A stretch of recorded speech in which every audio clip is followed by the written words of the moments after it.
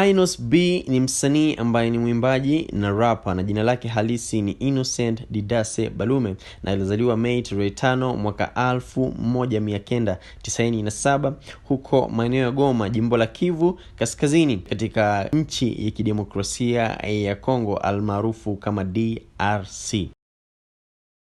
Tarehe 11 Agosti mwaka 2019 msanii Innoss'B aliachia kibao kwa jina Yope, kibao ambacho kimeonekana kufanya vizuri sana pale katika YouTube na pia katika mauzo katika digital platforms. Inasemekana kwamba ni kibao ambacho kinafanya vizuri sana. Innoss'B anakuwa pia ni mmojawapo wasanii tajika nchini DRC na anazidi kufanya kazi vizuri sana.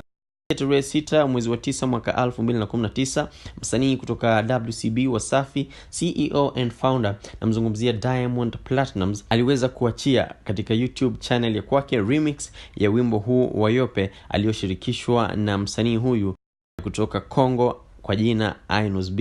Kolabo hii ni tajika sana na imepewa jina Afro Congo featuring Bongo kwa kuwa imewashirikisha wasanii kutoka Kongo na mmoja kutoka Bongo. Namzungumzia Innoss'B na Platnumz. Tukumbuke kwamba pia Platnumz aliwahi kufanya kolabo na msanii mwingine kutoka maeneo ya DRC Congo, namzungumzia msanii tajika Fally Ipupa, kibao kwa jina Inama ambacho pia kimeweza kufanya vizuri tena sana. Inaonekana kwamba ni muda ambapo Platnumz amegundua kwamba tayari ashaiteka Kenya, ashaiteka Uganda, ashaiteka pia Tanzania. Inaonekana kwamba amejaribu ama anajaribu zaidi kuzidi kuiteka Afrika na kufanya ngoma na wasanii kutoka DRC. Pia tukikumbuka kwamba tayari ashafanya ngoma na wasanii kutoka West Africa. Kwa hiyo kuoneshana kwamba huenda nia yake inabashiriwa kuwa anajaribu kuiteka kwa jumla Afrika yote katika tasnia hii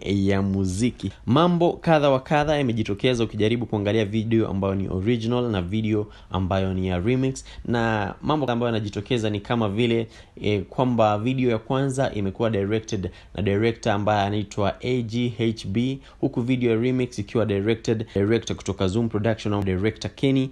Kitu kingine ambacho pia kinajitokeza ni kwamba the original video inakuwa ni less colorful kama umeitazama, na video ambayo ni ya remix inakuwa ni more colorful. Inaonekana kwamba color grading pale imefanywa vizuri zaidi. Kingine pia ambacho kinajitokeza katika zile video mbili ni kwamba kuna dance style ambayo inajitokeza pale ambayo inakuwa ni common sana, kama wanajaribu kuiuza kama walivyouza dance style fulani pia katika ngoma yake na Fally Ipupa ya Inama.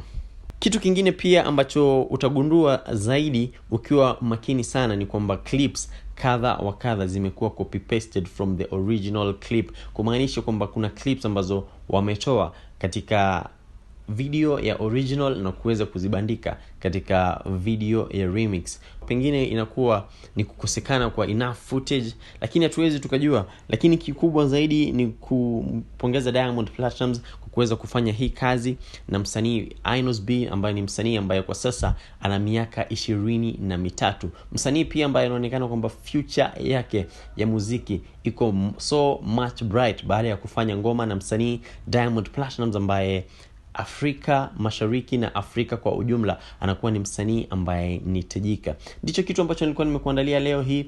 Usisahau kuachia comment katika comment section, kulike, kushare na pia kusubscribe. Ubuyu mtamu utaorambaje uko bakisha.